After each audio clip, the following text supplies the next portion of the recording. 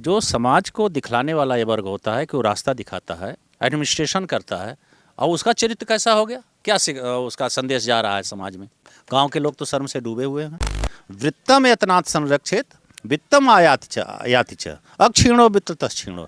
अब वित्ततस्तु हटो हटो, अगर धन चला जाए तो उसका कोई मतलब नहीं, लेकिन अगर चरित्र चला गया, थोड़ा सा पद पा गई तो उसको किक कर दिया। फुटबॉल है वो, ठोकर मारा आपने, दूर पर भगा दिया। कल मान लीजिए इनका प्रमोशन होके 15 साल बाद आईएएस कैडर में लोग चेंज हो जाते हैं, तो कल दूसरा आईएएस खोजोगी। झूठ बोल के शादी की है तो 10 साल पे उसी समय तो आप तोड़ देना चाहिए तत्काल ही। क्यों आप उस बिस्तर पर हम बिस्तर हो गई कि हमारे गांव का नाम कभी भी इस तरह नहीं गया था मीडिया में, और एक गलत चीज़ के लिए हमारे गांव का नाम बदनाम हुआ है। तो इसके लिए हम लोग ज्योति मौर्य को सांप के अलावा कुछ नहीं दे सकते। नमस्कार, आप देख रहे हैं मीडिया मंच। इस समय जो है हम पहुंचे हैं आलोक मौर्य और जो जिनकी पत्नी एसडीएम बनी है ज्योति मौर्य, उनके ही गांव और उनके गांव के लोगों से जानेंगे कि क्या है इनकी असली सच्चाई, कौन सही है कौन गलत है। आइए जानते हैं। हाँ सर, क्या नाम है सर? डॉक्टर दुर्गा प्रसाद अस्थाना। अच्छा सर, ये जो अभी आपके गाँव की जो घटना बहुत चल रही है, तो क्या आपको इस पर क्या करना चाहिए? ये बहुत ही शर्मनाक घटना, और इस घटना ने जो है वह बहुत ही जैसे एक प्रकार का जो है पूरे गांव में उद्वेलन पैदा कर दिया है। गांव में तरह तरह की चर्चाएं हो रही हैं कि ऐसा परिवार जिसने किसी ऐसी महिला को जो कि कुछ भी नहीं थी, उसकी क्वालिफिकेशन बहुत अच्छी नहीं थी, उसके घर शादी किया, उसको अपने यहाँ ले आया, उसको पढ़ाया लिखाया, योग बनाया और इस तरह की सुविधा दिया कि वो इस तरह के पद पर पहुँची, पीसीएस हुई। और होने के बाद फिर उसने जिस तरह का व्यवहार किया है वह उसकी जितनी निंदा की जाए वो कम होगी। तो शादी में जो जब आई थी तो क्या क्वालिफिकेशन था? क्वालिफिकेशन बहुत कम थी, बीए थी, she was only BA, not post graduate. BA करके ही आई थी, उसके बाद की सारी पढ़ाई शादी के बाद? इसके बाद सारी पढ़ाई मुराली माठ साहब ने कराया, उसके हस्बैंड ने कराया। उनके ससुर और उसके हस्बैंड ने, हस्बैंड का भी बहुत बड़ा कंट्रीब्यूशन होता है। हाँ, वो नहीं पढ़ने देता तो मुराली माठ साहब क्या करते, आप बताएं। उसने सारी चीज़ें सुविधा उपलब्ध कराई। वो इलाहाबाद रह के पढ़ रही थी, वह उसको जो है संसाधन दे रहा था, अपने जहाँ नौकरी कर रहा था वहाँ से वो संसाधन प्रोवाइड कर रहा था, उसको माहौल दिया। नहीं तो वो भी तो अपने घर खाना बनवा सकता था अगर उसके अंदर ये भाव नहीं था। वो पूरा परिवार पढ़ा लिखा है, उस परिवार के सारे सदस्य जो उनका कुनबा है वो कहीं न कहीं सरकारी नौकरी में है। ये बहुत बड़ा आया है। तो इस भाव के कारण उन्होंने पढ़ाया लिखाया, और पढ़ाया लिखाया उसका रिजल्ट ये देखा जा रहा है कि आदमी इतने बड़े पद पर, आईएएस के बाद पीसीएस ही होता है ना, स्टेट का तो सबसे बड़ा पद होता है। तो पीसीएस होने के बाद जो समाज को दिखलाने वाला ये वर्ग होता है कि वो रास्ता दिखाता है, एडमिनिस्ट्रेशन करता है, और उसका चरित्र कैसा हो गया, क्या उसका संदेश जा रहा है समाज में। गांव के लोग तो शर्म से डूबे हुए हैं।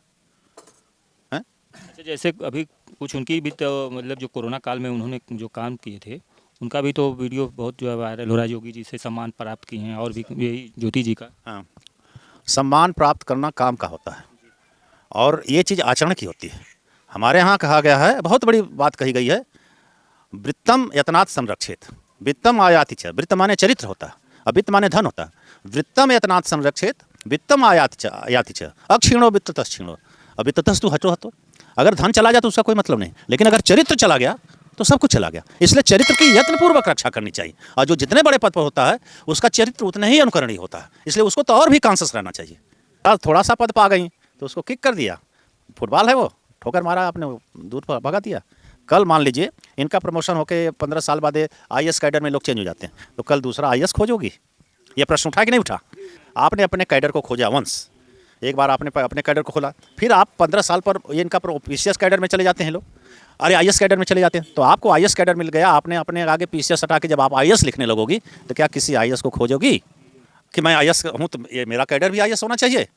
क्या मतलब इसका हुआ? इसका तो अर्थ यही हुआ कि आज वो जिस तरह का था उससे आपका कैडर बढ़ा तो आपने अपने कैडर को खोजा। कल जब आप प्रमोट करके आईएएस कैडर में चली जाओगी तो क्या दूसरे आईएएस को खोजोगी? जैसे ज्योति मौर्य की तरफ से जो बात आ रही है कि मतलब वो आलोक मौर्य जो है झूठ बोल करके शादी किए, गलत बताए कि नहीं वो सफाई कर्मी थे और बताए कुछ और। झूठ बोल के शादी किए तो 10 साल पे उसी समय तो आप तोड़ देना चाहिए तत्काल ही। क्यों आप उस बिस्तर पर हम बिस्तर हो गई? आपको अगर ये मालूम हुआ होगा कि नहीं जो ज्योति मौर्य को कि नहीं ये आलोक मौर्य जो है वो झूठा है, उसके परिवार वाले झूठे हैं। आपके परिवार वाले भी तो देखने आए होंगे, आपके परिवार वाले भी तो जहाँ एक ठो हाड़ी लोग खरीदते हैं तो हमारे देहात में का तो उसको 4 बार ठोकते हैं। तो आपके पिताजी आए और 10 साल साथ रही, 2010 से 13 साल तक आप साथ रही, आपको पता नहीं चल पति पत्नियों को तो हर चीज़ मालूम हो जाती है कि किसका क्या है। ये नहीं सोचे, आप ये नहीं सोची कि मेरी क्वालिफिकेशन क्या है। मुरारी मौर्य का परिवार पढ़ा लिखा परिवार है।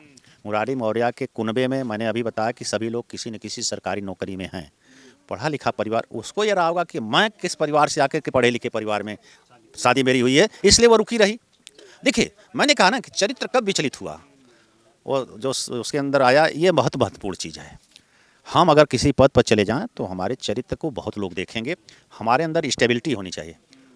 वो अनस्टेबल हो गई, अस्थिर हो गई, असुदा चली गई दूसरी जगह, कल फिर वो ऊंचे पद पर जाएगी और वो तो आईएएस पर अस्थिर होकर चली जाएगी। प्रश्न ये है, और ये समाज में जाता है चीज़। आज बताए आप लोग आए हुए हैं हमारे गांव में, बहुत हम आपका स्वागत करते हैं।